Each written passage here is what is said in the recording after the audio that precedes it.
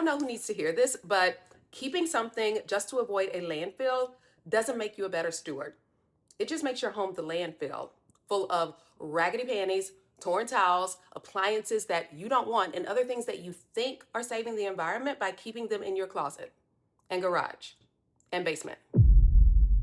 If you are drowning in clutter that makes you feel guilty and wrong for throwing it away, let's talk about why and what to actually do about it. Now, before we get those raggedy panties in a bunch, we are not saying not to be environmentally mindful. Wanting to be a good steward is genuinely a good thing. It means that you're paying attention and that you don't want to just be a consumer who tosses things thoughtlessly. That instinct is not the villain of this video. The villain is what that instinct turns into when it's not given a boundary. It turns into a trap full of crap, which is what happens with eco-friendly clutter. You have in effect decided that these things and dealing with them deserves more stewardship than your own mental health, your space, your family, your relationships, your finances, and your peace. We should be thoughtful about what we consume, but thoughtful is not the same thing as burdened. So let's look at where stewardship actually starts, because it is in this process where we tend to get stuck. By the time you're standing over something that you no longer want, wondering if you should throw it away, the biggest environmental decision has already been made. The decision that has the greatest impact happened when the item was bought. And so real responsibility doesn't start at the trash can. It starts long before that. And so stewardship and responsibility happens in this order. First, we buy intentionally. Ask yourself, do I need this? Will I really use it? Can I borrow it instead? Can I buy something that will last? Second, use it well. Wear it, enjoy it, maintain it, get the value from it. And then third, let it go. This is the part where we get stuck. Letting it go can either mean pass it along if it's still useful. Donate it, gift it, sell it, give it away. Again, if it's still useful. Or if it's not useful, trash it. Every object eventually reaches the end of its useful life. And this is where releasing starts to get tied in with your identity, because in your head, when you go to throw something away, you're not thinking, all right, I'm done with this, let it go. No, no, no. That would be way too easy. Here, every decision to throw something away starts feeling like a little test of your character. Am I being wasteful? Am I being selfish? Am I failing as a steward? Which leads us down another rabbit hole that splits in two directions. One direction is the goodwill guilt. You've used the thing well, you are actually ready to let it go, but because of a lot of reasons, goodwill or the bin outside of the grocery store doesn't feel good enough. No, it needs to find the exact right place. Babe, I need you to hear this. Your job was never to personally guarantee the next 100 years of that item's life. Your job is to use it well and then release it as responsibly as you can in a reasonable amount of time. You do not need to audit the whole supply chain before you're allowed to feel okay about a donation bag. That's not stewardship. That is guilt, keeping your home full of stuff. I'm sure you've heard this saying, don't let perfect be the enemy of good. In this scenario, you have created such an impossible expectation for yourself. And I know it's impossible because you have had good intentions for months, sometimes years, and you have not fulfilled any of them. The other direction is disguised procrastination. Waiting for the perfect donation center, the perfect recycling program, the perfect person who will really appreciate this. That is procrastination, all dressed up like a nun. Procrastination usually looks lazy, but somehow in this version, it doesn't. It looks like care. So you don't feel guilty for not doing the hard thing of letting go, because you can tell yourself you're still figuring out the right way to handle it. But a bag that has been sitting by your garage door for 4 months, that is a decision that you're avoiding that looks like a decision you're still making. The thing is that maybe feels safer than done. Maybe I'll donate. Maybe I'll sell it. Maybe my niece will want it. As long as something is maybe, you don't have to feel bad about it. Bad about the money you spent, or bad about the season being over, or whatever else you might be feeling bad about, which is exactly why it's so sneaky. Normal procrastination comes with some built-in guilt. You know that you're avoiding the doctor. You know that you're avoiding the inbox. There is no story that you can tell yourself that makes it look good. But I'm being responsible about disposal. That one comes in with a built-in alibi. It lets you feel like the delay itself is a virtuous act. You're not stalling, you're researching. You're not avoiding, you are being thoughtful. The guilt that might typically move you into action gets rerouted into a feeling of this quiet self approval.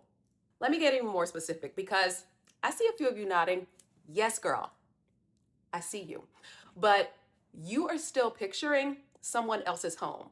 So, the bag of clothes you keep meaning to drop at the Good Donation Center. Not Goodwill, the other one. The one that supposedly does more with it that you still haven't looked up the hours for.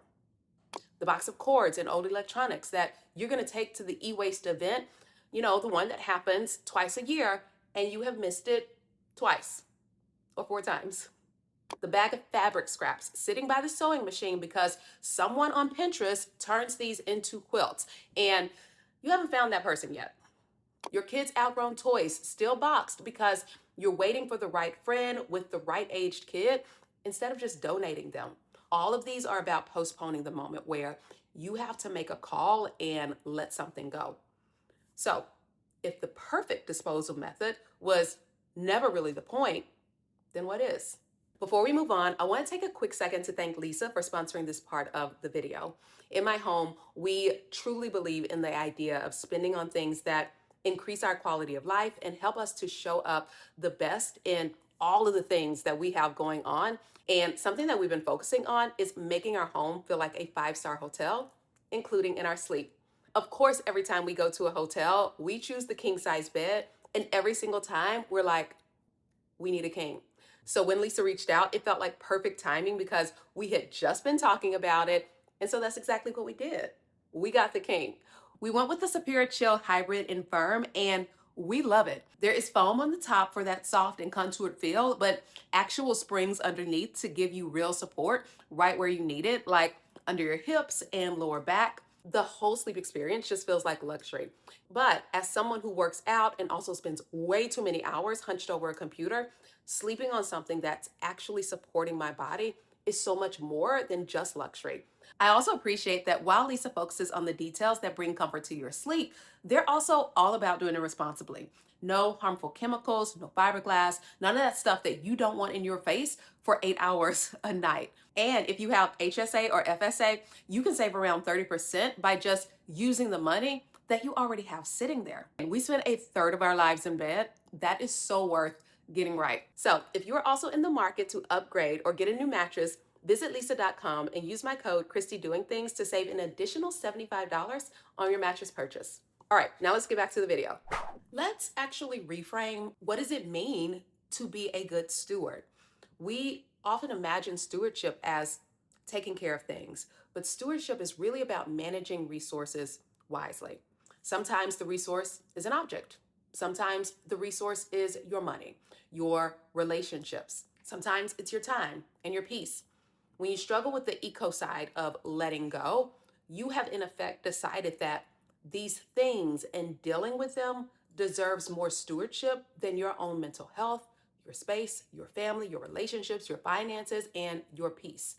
You've spent years thinking about textile recycling while completely ignoring the anxiety of walking through a cluttered room every single day, or the concern for the anxiety or frustration or stress that it'll cause your family when you're gone. One of you said something that really struck a chord with me.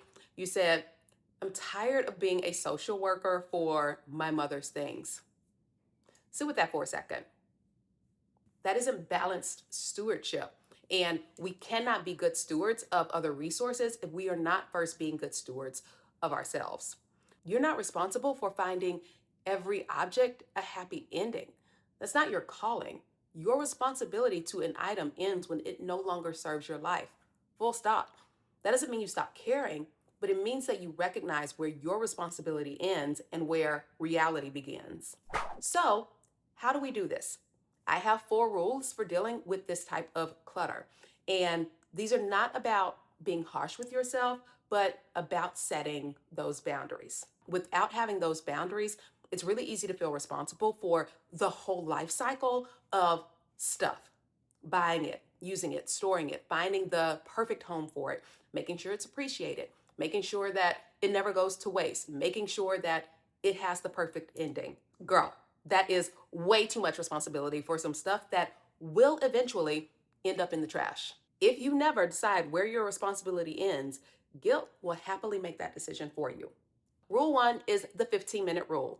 If finding the right place for something takes more than 15 minutes of research, you have permission to let it go a different way. Here's another way to think about it. If it takes more effort to give something away than the item is actually worth, that item has probably reached the end of its useful life. You don't have to spend 3 weekends trying to save something that's already served its purpose. And 15 minutes is generous. That is more than enough time to check hours, check if a place takes what you have, and then make a decision. After that, you're not being responsible, you're stalling. So set a timer if you have to, and when it goes off, you move on to rule 2, 3, or 4, whichever one fits. Rule 2 is the 24-hour get it out challenge. Pick one pile today. You have 24 hours to get it out of the house. Donation, trash, curb, doesn't matter which. The goal isn't the perfect exit. The goal is out. Notice I did not say the right exit. I said out. 24 hours means that it can't move its way into next week's pile again. It forces a decision instead of another day of looking at it. Rule 3 is the 48-hour curb rule. Box it, label it free, and then put it at the curb or wherever your community can access it. If it is not gone in 48 hours, it is officially trash. No guilt, no negotiation. You gave it its shot.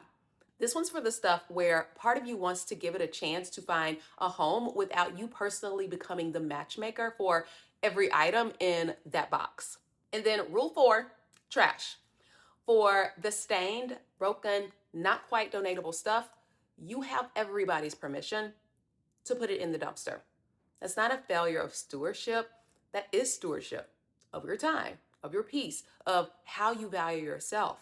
You do not owe raggedy panties and broken shoes and your cell phone from 20 years ago a longer search than that. I'm going to also sprinkle in a few easy one-stop options if you want them. Animal shelters that take old towels and blankets, buy nothing groups online that are basically in every city are fast for usable items. But if none of these come together in 15 minutes, go back to rule 1. Many of these are your ideas that you have put in the comments, so thank you. I appreciate the way this community helps one another and collectively has this bank of knowledge to be able to share with the rest of the group. So thank the community because those are suggestions from other people who are doing this work. I know what some of you are thinking, but someone could use this. You're probably right. Someone probably could, but someone isn't. It is sitting in your basement. Potential usefulness is not the same thing as actual usefulness. Unless someone is actually using it, it's trash. Too many of us have confused guilt with goodness. We assume that if we feel guilty enough about throwing something away, it proves that we care. But guilt isn't stewardship or growth. Wisdom is. Maybe you made some bad decisions and you filled your home with stuff and things that you're not sure what to do with it. You feel bad about it. You've learned the lesson. Now let it go. Having a pile of foolishness that you feel forced to sit with is not going to make you feel better. But forgiving yourself and freeing yourself will. So today I want you to get one thing out of your house. Not because you found the perfect or ideal solution, but because you're choosing progress over perfection. Your home was never meant to become a storage unit for unresolved decisions, and it was never meant to become the landfill for your guilt. Alrighty, friends, that is it for today. I hope you enjoyed.